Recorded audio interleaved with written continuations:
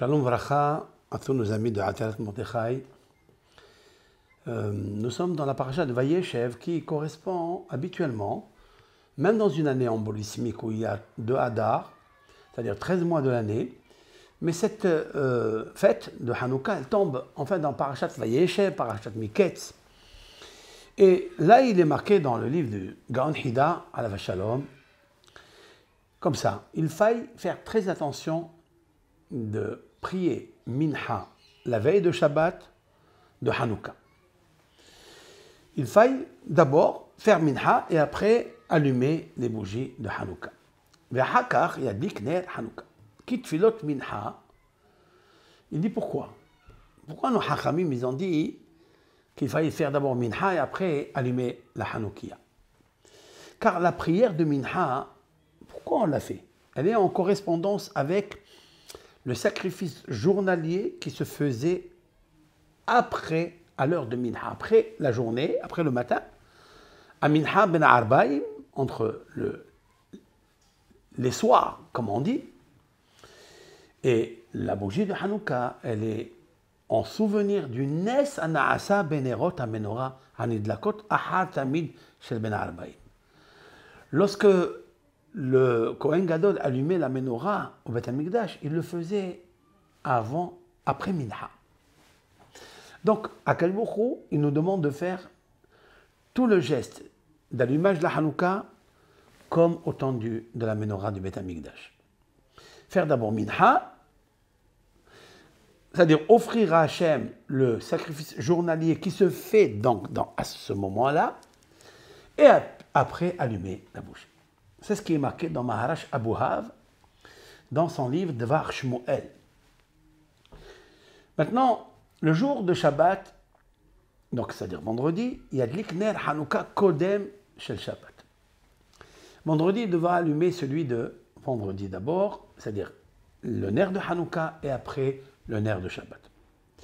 Et samedi soir, le meilleur, c'est-à-dire ce qui est le mieux, les Adlik Ahar Avdala. C'est d'abord de faire la Avdala et après allumer la Hanouka. Mais il y a beaucoup qui pensent que beaucoup de coutumes, ça dépend chacun dans son pays, dans sa ville, qui d'abord allument la Hanouka avant la Avdala. Mais nous, aujourd'hui, le minhag, c'est d'abord faire la Avdala et après allumer les bougies de Hanouka. Dans son Moussar, le Rav nous dit comme ça, que celui qui a reçu un bienfait particulier, en plus que tous les autres camarades, que tous ses amis, que toutes ses familles, si lui particulièrement il a reçu de Hachem un bienfait, il est une mitzvah et un devoir de remercier HaKadosh Baruch Hu pour cela. Et ne pas être quelqu'un qui renie la bonté, la charité, le bienfait que Hachem a fait avec lui. Et de là, un homme, il doit être intelligent dans ces jours de Hanouka que nous avons reçus, nous, le peuple d'Israël, des miracles et des merveilles que Hachem a fait particulièrement avec nous. Il nous a sauvés de la main des ennemis et surtout Antiochos et tous ses ministres, Bagris, Nicanor. Il y a les Nes comme pour ça, mais c'était un grand miracle pour nous. Et nos sages l'ont institué dans la prière. Masarta Giborim Yad Halashim. Tu as transmis les forts comme Antiochos, Bagris, Nicanor, tu les as transmis entre les mains des faibles. Et tout le monde a vu cela. C'est la raison pour laquelle nous devons remercier Hachem qui nous a aidés. Et ne pas, il ajoute, ne pas gaspiller ces jours tellement hautement saints avec des moqueries ou avec des légèretés d'esprit.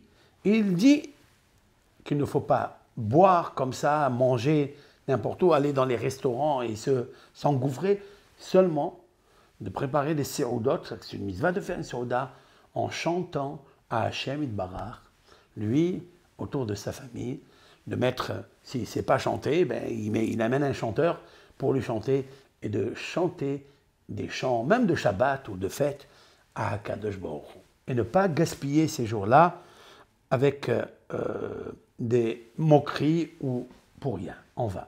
Cependant, il ajoute quelque chose. Attention de ne pas jouer aux cartes et surtout pour de l'argent, car cela est une abomination aux yeux de Hachem. Il y a des gens qui jouent on appelle ça, je ne sais pas, la belote ou comment il s'appelle tout ça. Ok? Le poker. Le poker, ils jouent au poker. Vous savez que poker, en hébreu, c'est poker, c'est athée. Il est athée, il est poker. Parce qu'il pense que le monde, il est hefker. Il est abandonné, hefker, poker.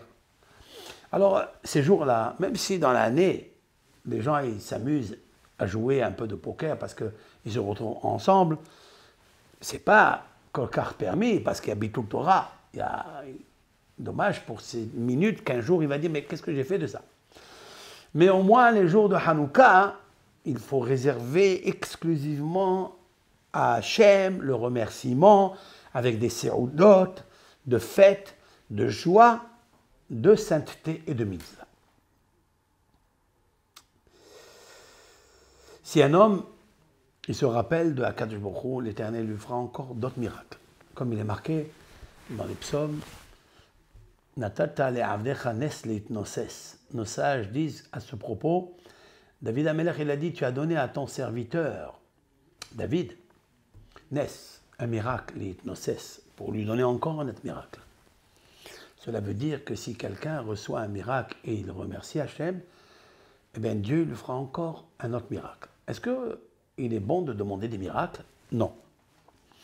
Il est même interdit de demander à Hachem un miracle. Pourquoi? Qui tu es? Est-ce que tu as assez de mérite? Est-ce que tu as assez de bagages pour demander des miracles? Il se peut qu'un miracle, un seul, peut anéantir toutes les mitzvot que tu as faites. Toute la récompense, tu peux la perdre en une seconde. On ne demande pas de miracle à Akadosh Baruch Hu. Seulement, si Akadosh Baruch Hu, il t'a déjà fait un miracle sans que tu lui demandes, tu peux lui demander encore un autre miracle. Pourquoi? Parce que ça devient naturel. Ça n'est plus un miracle. Le deuxième qui arrive, ça n'est plus un miracle. La preuve, c'est que lorsque Akadosh Baruch Hu a donné le miracle à Elisha pour la Shunamite, elle a profité après du miracle. Et nos sages disent comment elle a profité du miracle.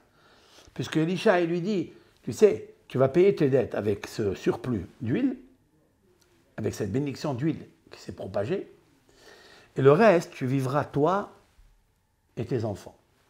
Et il y a une grosse question, comment il peut lui permettre de vivre avec ce qu'on appelle vivre aux dépens du miracle, puisque c'est une huile qui est miraculeuse, qu'on n'a pas le droit. La réponse est, puisqu'il y a eu déjà un miracle, tout le reste, c'est naturel. Avec cette réponse-là, le Ran, Rabbeinu Nissim, comme son nom l'indique, il a écrit dans son livre les Drashot de Haran. Ce sont les commentaires et l'exaltation de commentaires superposés avec la Gemara et les Poskim, etc. Et le Ran, il dit ceci, que lorsqu'on a déjà profité d'un miracle, on peut profiter d'un autre miracle. Et en plus, Elisha, il a profité de ce miracle parce qu'on a déjà profité au temps des Hashmonaïm du miracle de l'huile d'olive. Puisque l'huile devait allumer qu'un seul jour et allumer 36 bougies en plus, cela veut dire comment ils ont profité de cela. Parce qu'il est devenu naturel. C'est la raison pour laquelle l'huile de Elisha, ça n'est pas un miracle, mais c'est une nature qui est enracinée avec le miracle des Hashmonaïm. Je ne sais pas si vous me saisissez dans cette réponse. C'est comme ça que Rabbi Shimon bar Yochai a profité dans la grotte de l'eau qui est sortie de la grotte, des rochers et du caroubier qui a poussé en quelques minutes, en quelques jours. Comment il a pu profiter de cela? La réponse, elle est qu'il y a plusieurs réponses à ça.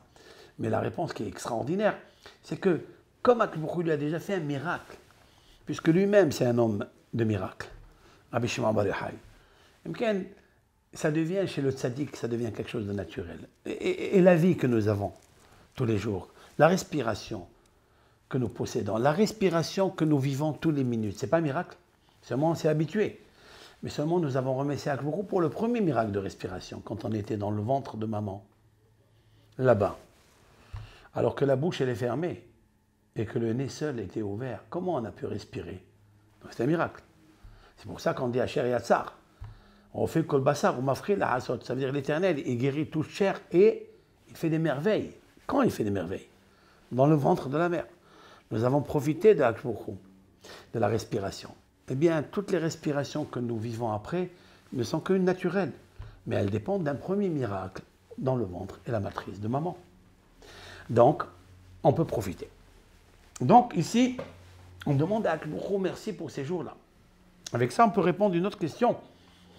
Nous disons à Akhlbourou, on demande à Hachem, Hachem, tu sais, tu as fait des miracles à nos ancêtres. Alors nous aussi, fais-nous des miracles. Comment on peut demander, nous, des miracles? Tu n'as pas peur? Il y a tout un traité talmudique qui s'appelle Ta'anit, dans la page 24, à partir de 23, 24, 25, où là-bas, le Talmud raconte beaucoup de miracles que les sages ont pratiqués. Et la question est, comment ils ont pu profiter des miracles? Alors la réponse est très claire. C'est que moi, je vis le naturel, qui pour moi s'appelle un miracle. Mais en fait, c'est quelque chose qui se produit naturellement, mais qui est basé et enraciné avec le miracle de nos ancêtres. Ce que je demande à Akhlbourou, c'est de faire en sorte que, de la même façon que tu as fait miracle avec eux, que ça devienne chez nous naturel. Voilà une réponse que je voudrais donner. Dans le Moussar du jour, avec l'aide de Hachem, le Gaon Hida dit comme ça. Alors Yosef, vous savez très bien que son père lui dit dans la paracha, va chercher tes frères, alors que Yosef ne veut pas y aller parce qu'il sait que dans leur cœur, ils sont jaloux, et cette jalousie a entraîné la haine et la dispute. Et Yosef, il écoute son père, il lui dit, mais comment je vais aller chercher mes frères et je vais demander la paix alors qu'il me hait? Comment je fais? Alors il lui dit, vas-y. Et Yosef, il y va, et il n'a pas peur. De là, on voit que Yosef, il a fait avec sacrifice, par amour pour son père et pour Dieu, l'honneur de son père. Alors qu'on aurait peut-être hésité de le faire quand on sait que ça peut être des tueurs. Et puis, il rencontre un homme et il lui demande, est-ce que tu n'as pas vu mes frères? Il lui dit, ah, tes frères, tu cherches Nas'oumizé, Vayomera ish Nas'oumizé. Et il lui dit, cet homme qui était un ange, il lui dit, Nas'oumizé, ils ont voyagé de là. Qu'est-ce que c'est le langage? Nas'ou, ils ont voyagé, misé, de là. Alors, disent nos sages, il lui dit, tu sais, tes frères, ils ont voyagé de la fraternité. En fait, vous étiez 12, et maintenant, ils ont voyagé de la fraternité. Il y a 10 qui t'aiment plus, qui ne veulent plus être tes frères. Donc, fais attention à eux. Vient le Gaon Hida, il dit quelque chose d'extraordinaire, au nom d'un Rav, qui s'appelle Tzidkiyahu, au nom de Avraham Harofé. Il y avait un Rav qui s'appelait Avraham Harofé, qui était médecin, et il a dit quelque chose d'extraordinaire. Misé. Zé, c'est de là, mais il ne parle pas de la localité, ou du chemin, ou de la route, où il lui indique où ils sont allés. Non, Zé, c'est la valeur numérique 12. 12, c'est les 12 Shvatim. Il lui dit, écoute, ils ont voyagé de la fraternité. Vous n'êtes plus 12. Maintenant, vous êtes 10 à part et 2 frères, Yosef et Binyamin, à part. Alors, il lui a dit, fais très attention à toi. Voilà ce que le Gaon Hida a terminé dans sa Yomen, dans son journal de la halakha sur la paracha. Kol Tov Lachem.